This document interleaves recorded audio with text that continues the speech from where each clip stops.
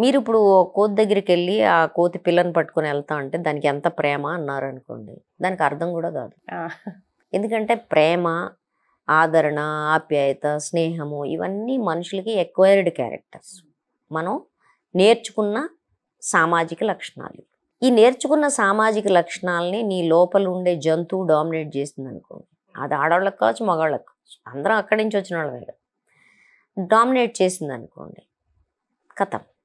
దీని మీద కోతుల్లో ఒక ప్రయోగం చేశారు.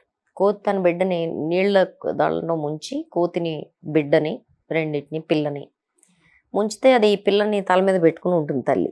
ఇక్కడ దాకా వచ్చే వరకు. ఇక్కడి నుంచి వచ్చి ఈ పైకి వచ్చే వరకు అదేం చేస్తుందంటే పిల్లని కిందేసి ఇది పైకి ఎక్కడానికి ట్రై చేస్తుంది. హ్మ్. అంటే ఎక్కడి దాకా వచ్చిన తర్వాత ఒక మనిషి తన బతకడం కోసం మిగిలిన వాళ్ళని లేకుండా చేయాలనుకుంటాడనేది ప్రతి వాళ్ళకి బాయిలింగ్ పాయింట్ వేరే ఉంటుంది. సో ఈ ఆడవాళ్ళు ఎవరైతే ఇట్లా చేస్తున్నారో అది నేను అదే అంటున్నాను, స్టీరియో టైప్స్ ఉండొద్దు.